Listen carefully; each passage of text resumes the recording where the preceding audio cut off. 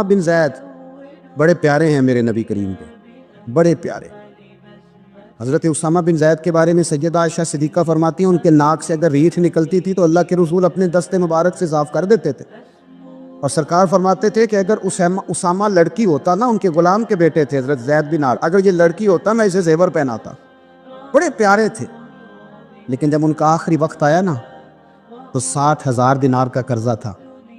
رشتہ داروں سے کہا، دوستوں سے کہا، یاروں سے کہا، اور قرض ادا نہیں ہو رہا تھا۔ حضرت اسامہ بن زید کہتے ہیں بڑا پریشان تھا۔ جب حد ہو گئی نا تو حضرت اسامہ بن زید فرمانے لگے جاؤ کوئی حسین ابن علی کو خبر کرو، ان سے کہو میں نا غلام ہوں آپ کے نانا کا، مقروض دنیا سے چلا گیا تو کیا بنے گا۔ امام حسین کو خبر ملی تو دوڑے آئے۔ لاجپال اس پیر کو نہیں کہتے کہ تگڑا نذرانہ لے کے تو ماتھا چوم لے، لاجپال تو اس کو کہتے ہیں کہ جب ضرورت پڑے تو وہ سر پہ موجود ہو۔ حضرت سیدنا امام حسین تشریف لائے تو جناب اسامہ بن زید رو پڑے، کہنے لگے حضور میں نے نا غلامی کی ہے آپ کے نانا کی، اور اس غلامی پہ ناز ہے، اب 60,000 دینار کا قرضہ لے کے دنیا سے جاؤں گا تو میری قبر پہ بوجھ رہے گا۔ امام حسین خادم کو بھی کہہ سکتے تھے جاؤ گھر پیسے پڑے ہیں لے آؤ، امام حسین خود گئے، چادر روڑ کے تو اس کی اوٹ میں بکل میں 60,000 دینار چھپا کے لائے، اور جناب اسامہ بن زید کے سامنے رکھ کے کہنے لگے اسامہ یار پیسے رات کو ہی آئے تھے، میں سوچ رہا تھا مجھے تو ضرورت نہیں، اللہ نے کس کا نصیب میرے گھر میں بھیج دیا، مجھے تو حاجت ہی نہیں تھی، اب پتہ چلا پیسے تیرے تھے، اللہ نے حسین کی ڈیوٹی لگائی ہے کہ جا کے دے آ۔ حضرت اسامہ بن زید رو پڑے، فرمانے لگے اللہ آپ کو بہترین صلہ عطا فرمائے۔ امام بڑا ہی پیار کرتے تھے۔ گھوڑے پہ جا رہے تھے، کچھ فقیر غریب لوگ بیٹھ کے روٹی کھا رہے تھے، کھا رہے تھے سڑک کے کنارے۔ تو امام زین العابدین فرماتے ہیں کہ جب امام حسین گزرے تو انہوں نے آواز دی حضور دل کرتا ہے ہمارے ساتھ بیٹھ کے روٹی کھائیں۔ کائنات کے مالک و مختار کے نواسے اور دنیا کے سب سے بڑے شہزادے گھوڑے سے اترے اور غریبوں کے ساتھ سڑک پہ بیٹھ گئے، روٹی کھانے لگے اور دیر تک کھاتے رہے، اور جب فارغ ہو گئے تو فرمانے لگے کھانے کی ضرورت بھی نہیں تھی، حاجت بھی نہیں تھی، پر تم نے آواز دی تو دل رکھنے کو بیٹھ گیا تھا، اگر اجازت دے تو چلا جاؤں۔ یہ مزاج تھا، یہ طبیعت تھی۔ آپ کے ایک بھائی ہیں چھوٹے، حضرت محمد بن حنفیہ نام ہے، حضرت مولا علی شیر خدا رضی اللہ تعالیٰ عنہ کی دوسری بیوی سے۔ ایک دن حضرت امام حسین ان کے گھر میں بیٹھے تھے تو کسی بات میں نا اختلاف رائے ہو گیا، تو امام علی مقام ناراض ہو گئے، فرمایا آج کے بعد تیرے گھر نہیں آؤں گا، رومال اٹھایا چلے گئے۔ لوگوں نے حضرت محمد بن حنفیہ رضی اللہ تعالیٰ عنہ سے کہا حسین تو ناراض ہو گئے، کبھی نہیں آئیں گے۔ آپ فرمانے لگے بھائی تمہارا ہے کہ میرا؟ جی بھائی تو آپ کے ہیں۔ فرمایا اگر کہو تو چند منٹوں میں حسین واپس آئے۔ جناب ناراضگی ہو گئی ہے۔ فرمایا ناراضگی ہوئی ہے پر میں اس کے دل کی نرمی کو تو جانتا ہوں، اس کے مزاج کے اندر جو محبت ہے اس سے تو ابھی آئے۔ کہا جناب وہ کیسے؟ فرمانے لگے دیکھنا ذرا۔ تو امام حسین نے خط لکھا، حضرت محمد بن حنفیہ نے رکا لکھا، کہنے لگے حسین میرے باپ کا نام بھی علی ہے اور آپ کے باپ کا نام بھی علی ہے، پر ایک فضیلت ایسی ہے جس میں میں آپ کا مقابلہ نہیں کر سکتا، وہ یہ ہے کہ آپ سیدہ فاطمہ الزہرا کے لال ہیں، آپ محمد مصطفیٰ علیہ السلام کے نواسے ہیں۔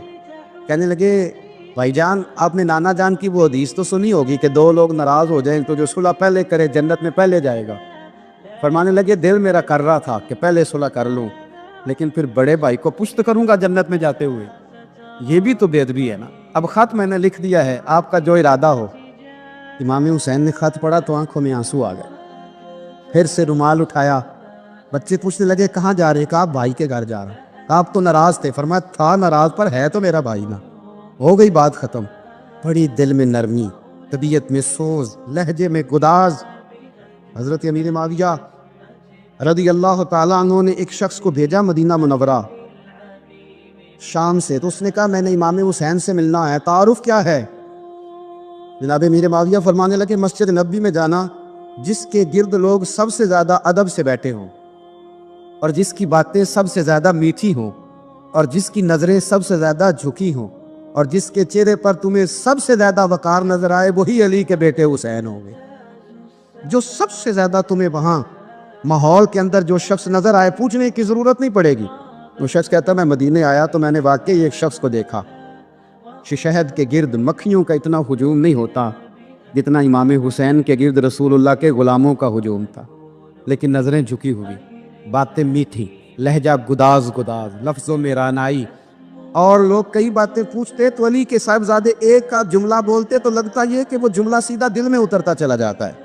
امام علی مقام کے کردار میں نا کچھ باتیں بڑی زیادہ تھیں، بہت زیادہ تھیں، بڑا حسن تھا۔ ایک بات تو یہ تھی، امام حسین رضی اللہ تعالیٰ عنہ کا علم و فضل بڑا کمال کا تھا۔ ایک دفعہ صحابہ میں مسئلہ بن گیا کہ بچہ پیدا ہوتا ہے تو اس کا وظیفہ کیسے لگانا ہے۔ امام حسین کا علم و فضل بتا رہا ہوں، علم و فضل، تو بات بڑی پیچیدہ ہو گئی۔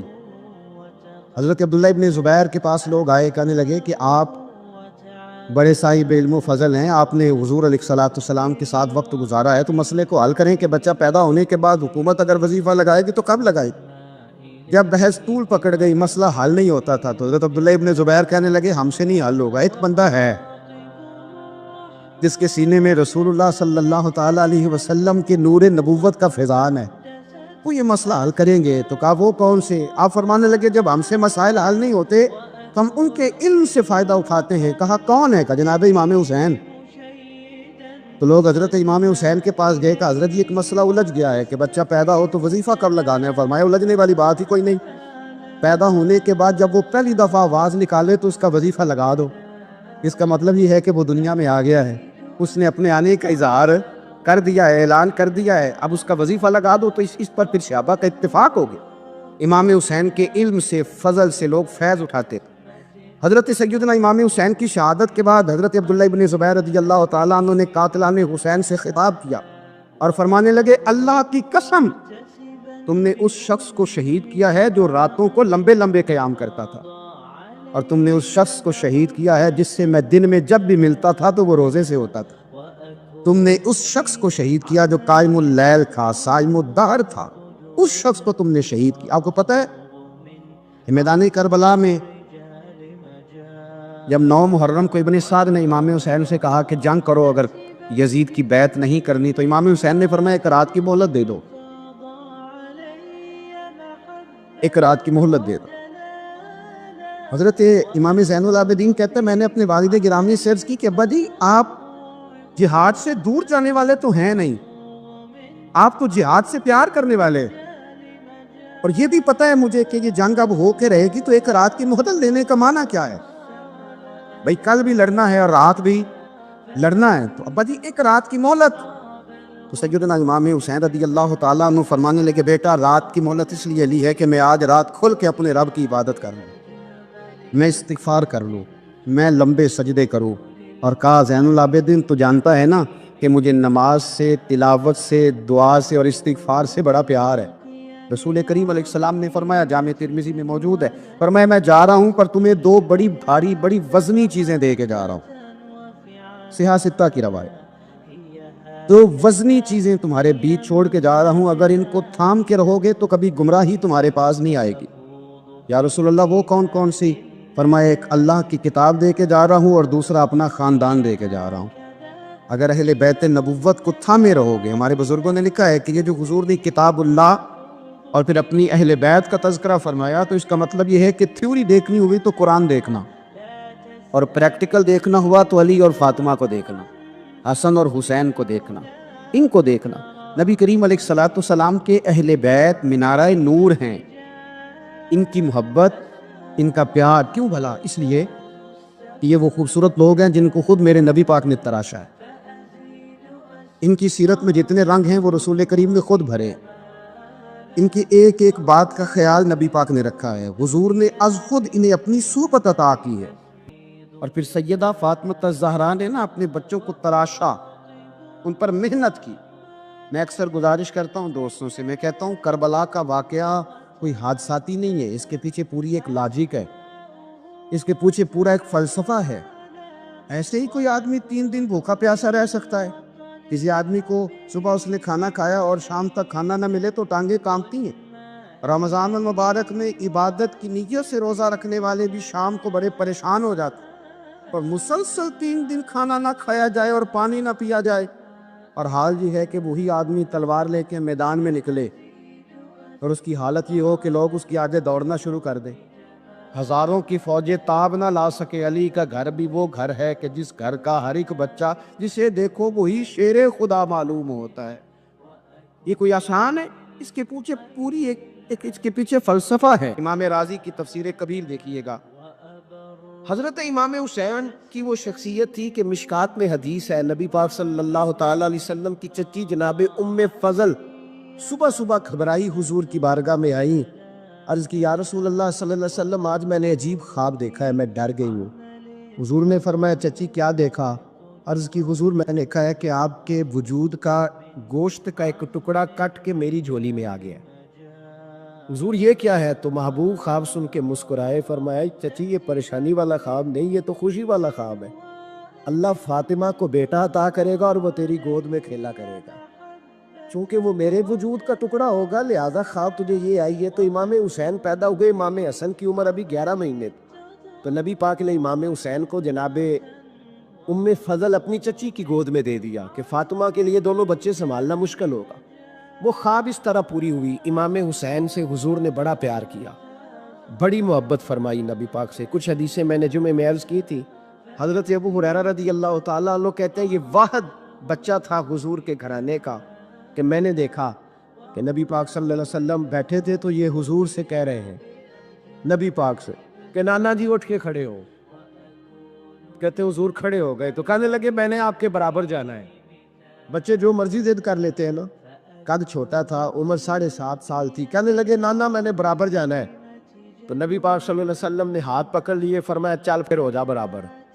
تو حضرت ابو ہریرہ کہتے ہیں انہوں نے حضور نے ہاتھ پکڑے، اوپر کھینچا تو امام حسین نے پہلے اپنے پیر حضور کے گھٹنوں پہ رکھے، پھر نبی پاک کے سینے پہ رکھے، اور جب ان کا قد سر تھوڑا سا حضور سے اونچا ہو گیا تو محبوب فرمانے لگے چل بس کر، تو نے تو کہا تھا آپ کے برابر ہونا ہے، تو اوپر نکل گیا ہے، چل بس کر۔ فرماتے پھر امام حسین نے زبان باہر نکالی تو محبوب ان کی زبان چوسنے لگے، پھر ساتھ لٹا لیا اور انہیں سونگنے لگے۔ تو میں نے عرض کی حضور آپ حسین کو سونگتے کیوں ہیں؟